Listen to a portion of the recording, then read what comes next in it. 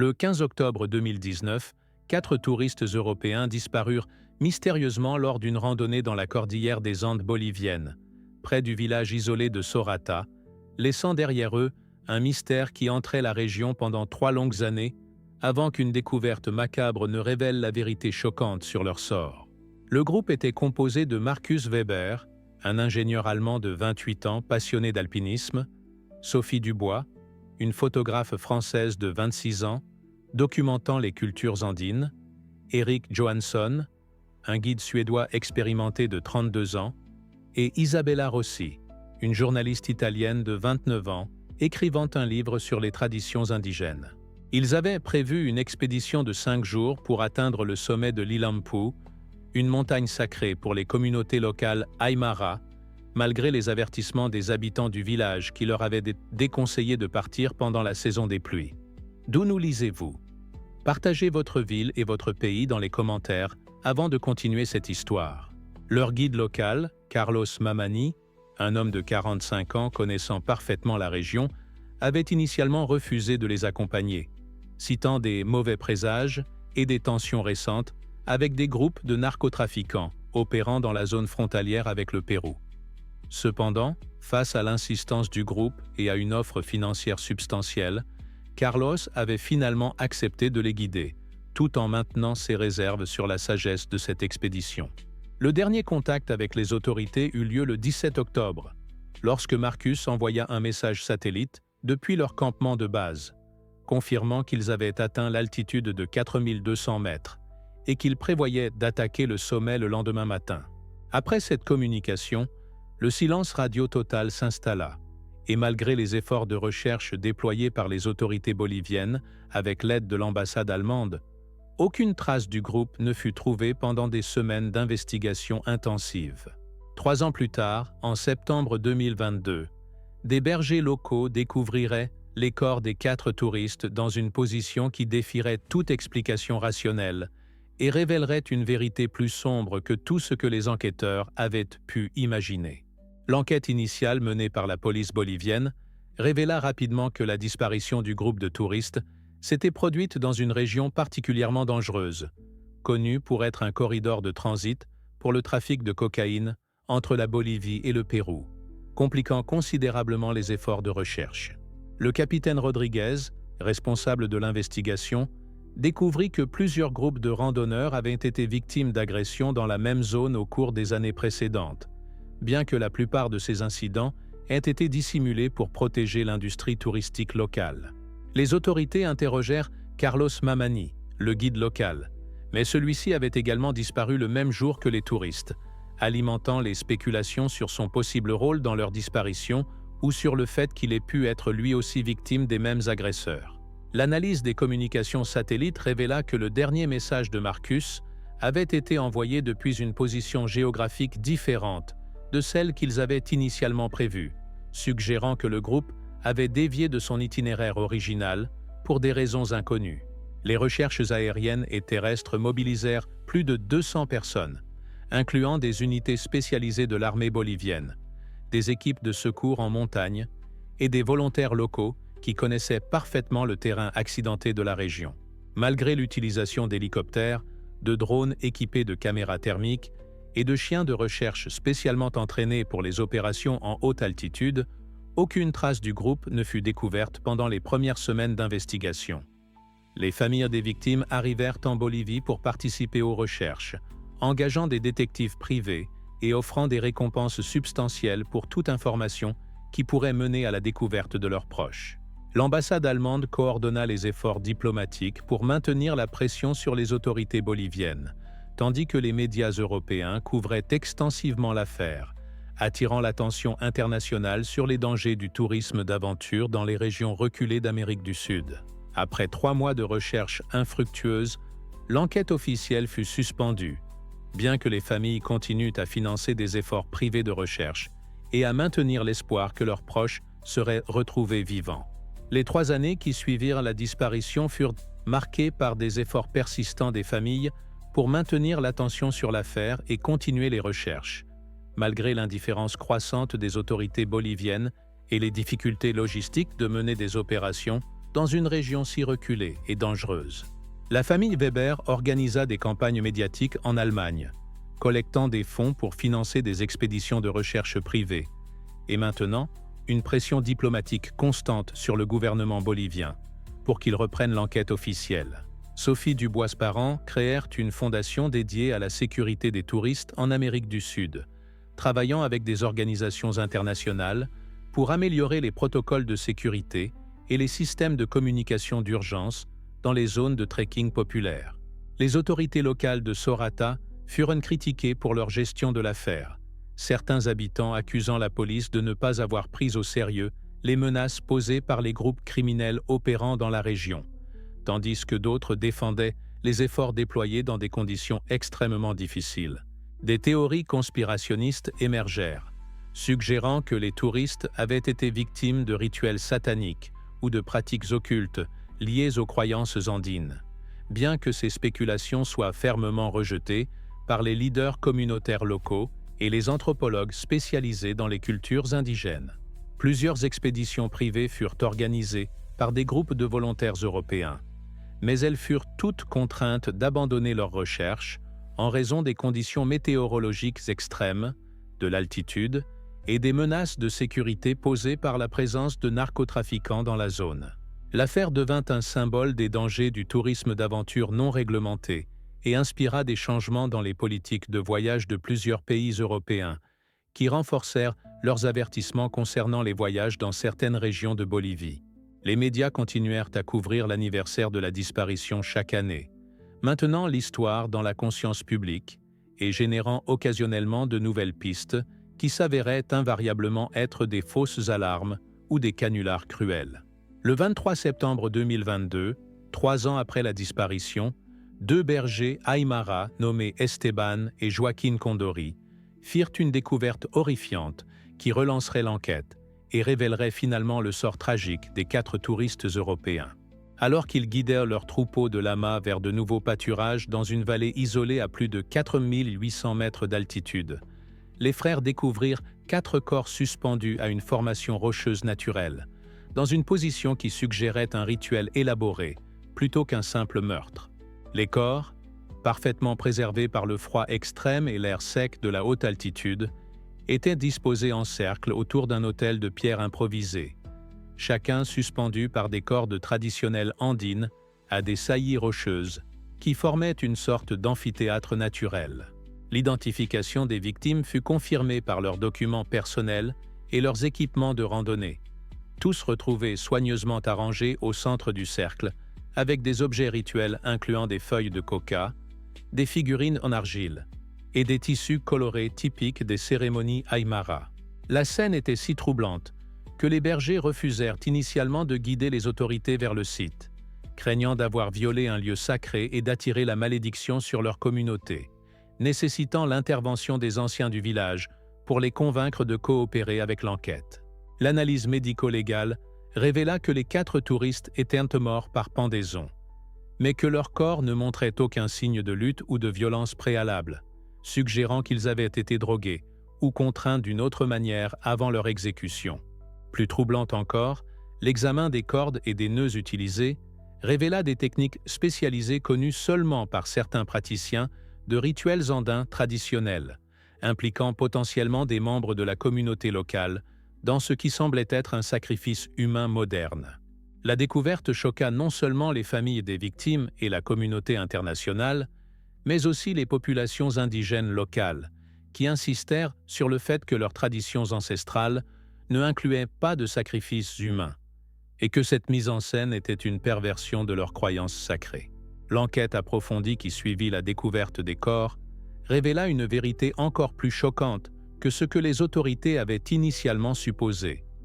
exposant un réseau criminel qui utilisait les croyances religieuses locales comme couverture pour des activités de trafic de drogue et d'extorsion. L'autopsie des 4 victimes, menée par des experts médico-légaux internationaux, révéla la présence de drogues hallucinogènes dans leur système, incluant de l'ayahuasca et d'autres substances psychoactives traditionnellement utilisées dans les rituels chamaniques, suggérant qu'ils avaient été empoisonnés avant leur mort. L'investigation révéla que Carlos Mamani, le guide disparu,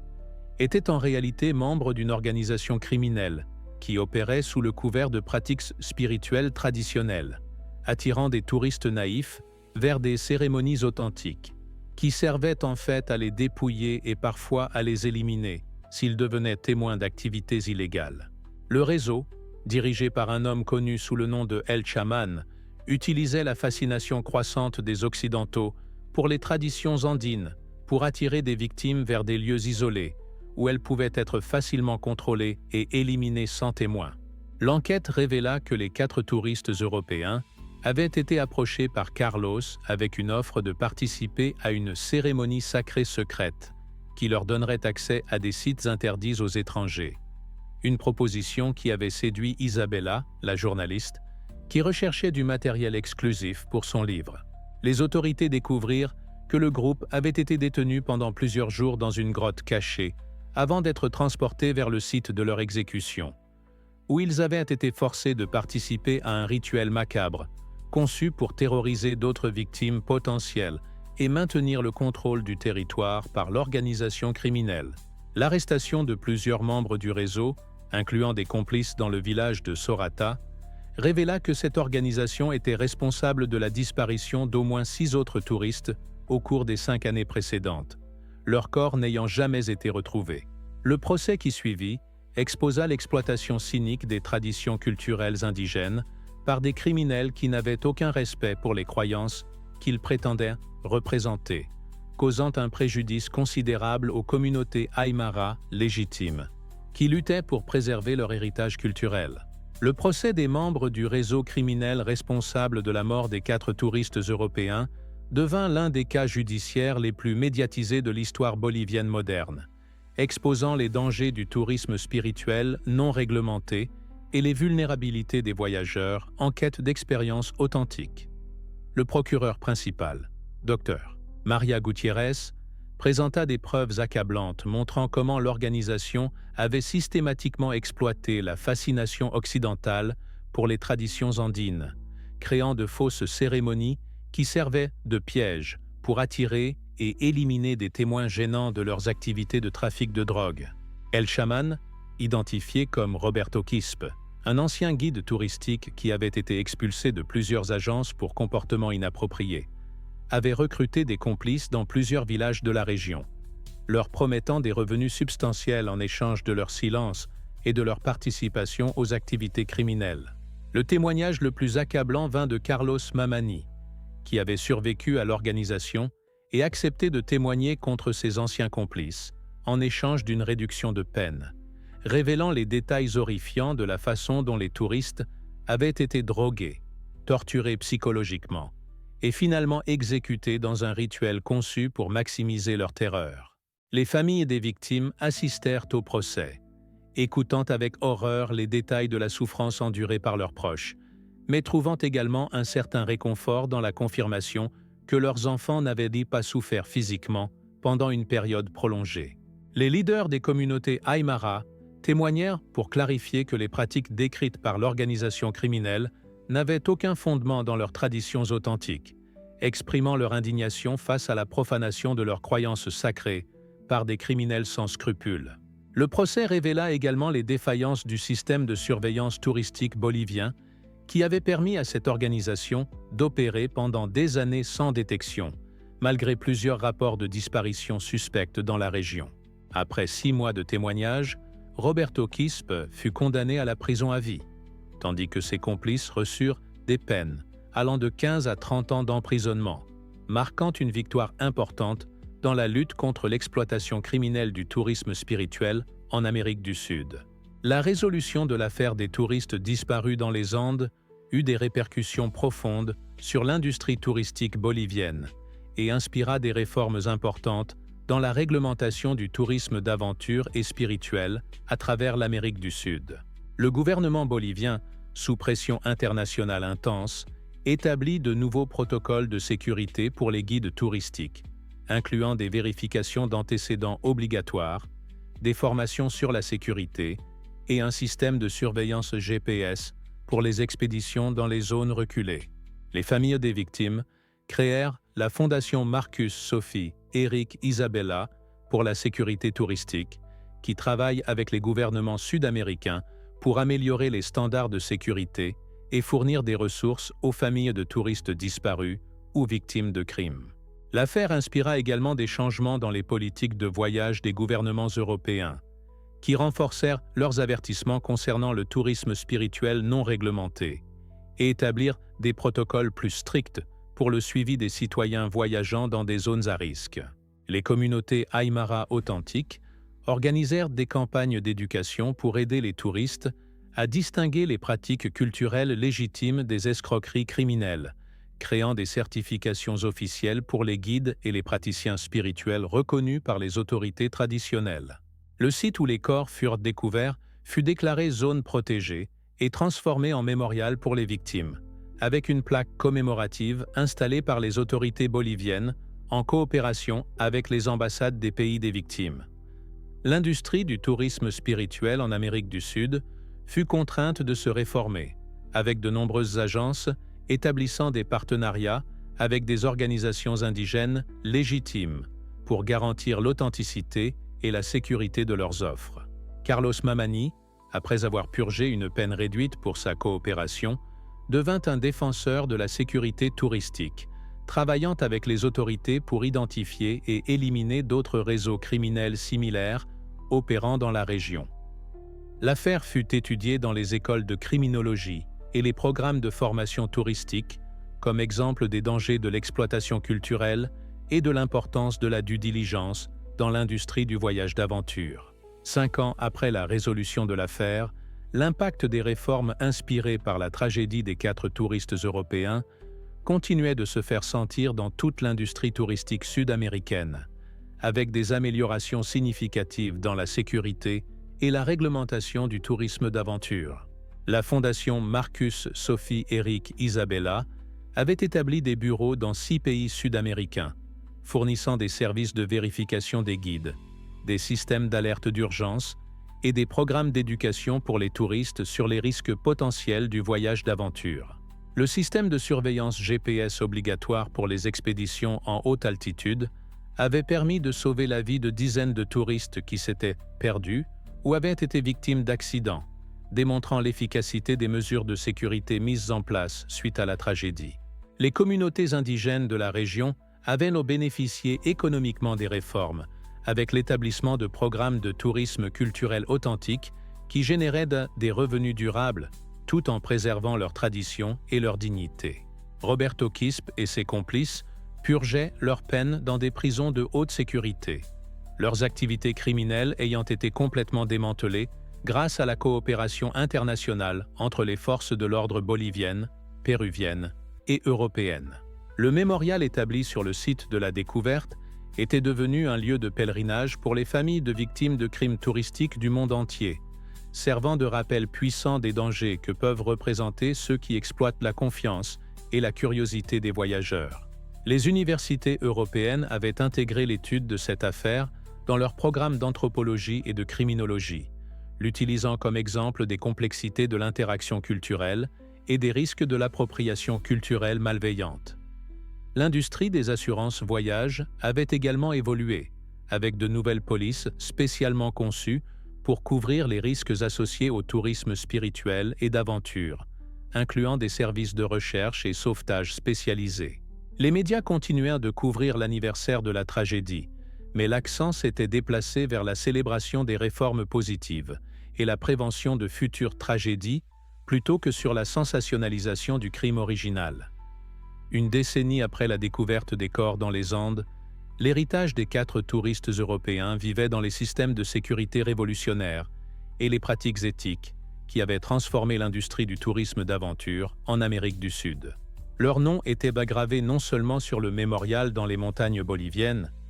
mais aussi dans les protocoles de sécurité utilisés par des milliers de guides et d'agences touristiques qui avaient adopté les standards établis par la fondation créée en leur mémoire. Les familles, bien qu'encore marquées par leur perte, trouvaient du réconfort dans le fait que la mort de leurs proches avait contribué à sauver d'innombrables autres vies et à protéger les traditions culturelles authentiques des communautés indigènes. Les communautés Aymara de la région étaient devenues des leaders dans le tourisme culturel responsable, leurs programmes éducatifs servant de modèle pour d'autres groupes indigènes cherchant à partager leur héritage tout en se protégeant de l'exploitation. L'affaire avait également inspiré des changements dans la formation des diplomates et des consuls, qui recevaient maintenant une formation spécialisée sur les risques du tourisme d'aventure et les protocoles d'assistance aux citoyens en détresse dans des régions reculées. Les technologies de surveillance et de communication développées en réponse à cette tragédie avaient trouvé des applications dans d'autres domaines, contribuant à améliorer la sécurité dans les opérations de recherche et sauvetage à travers le monde. Carlos Mamani était devenu une figure respectée dans la prévention du crime touristique, son témoignage et son travail de sensibilisation ayant contribué à identifier et démanteler plusieurs autres réseaux criminels similaires dans la région andine. L'histoire des 4 touristes était enseignée dans les écoles boliviennes comme exemple de l'importance de protéger les visiteurs et de préserver l'intégrité des traditions culturelles contre l'exploitation criminelle. Chaque année, lors de l'anniversaire de leur découverte, des cérémonies commémoratives étaient organisées simultanément en Bolivie et dans leur pays d'origine, unissant les communautés dans un engagement renouvelé envers la sécurité touristique et le respect culturel. Aujourd'hui, plus de 15 ans après cette tragédie qui avait choqué le monde, l'histoire de Marcus Weber, Sophie Dubois, Eric Johansson et Isabella Rossi continue d'inspirer des améliorations dans la sécurité touristique et la protection des traditions culturelles à travers le globe. Leur mémoire vit dans chaque guide touristique formé selon les nouveaux standards de sécurité, dans chaque système GPS qui permet de localiser des voyageurs en détresse et dans chaque programme de tourisme culturel authentique qui respecte et honore les traditions indigènes. La fondation Marcus Sophie Eric Isabella opère maintenant dans 23 pays, ayant élargi sa mission pour inclure la lutte contre toutes les formes d'exploitation touristique et la promotion du voyage responsable et éthique. Les Andes boliviennes, autrefois synonymes de danger et d'exploitation, sont devenues un modèle de tourisme durable, où les visiteurs peuvent explorer en sécurité tout en contribuant au bien-être des communautés locales. Le mémorial dans les montagnes est devenu un symbole international de la résilience humaine et de la capacité de transformer la tragédie en force positive pour le changement social. Les familles des victimes, maintenant grands-parents, continuent leur travail de sensibilisation, partageant l'histoire de leurs enfants avec de nouvelles générations de voyageurs pour s'assurer que leur sacrifice ne soit jamais oublié. Roberto Quispe et ses complices restent emprisonnés, leurs crimes servant de rappel permanent des conséquences de l'exploitation de la confiance et de la curiosité humaine. L'industrie touristique mondiale a adopté beaucoup des innovations de sécurité développées en réponse à cette tragédie, créant un environnement plus sûr pour tous les voyageurs d'aventure. Les communautés Aymara prospèrent grâce au tourisme éthique, leurs traditions préservées et respectées par des visiteurs éduqués qui comprennent la valeur de l'authenticité culturelle. L'héritage de ces 4 jeunes Européens prouve que même dans les circonstances les plus sombres, l'esprit humain peut triompher, transformant la douleur en progrès et la tragédie en espoir pour un avenir où tous les voyageurs peuvent explorer le monde en sécurité, dans le respect et la dignité mutuelle.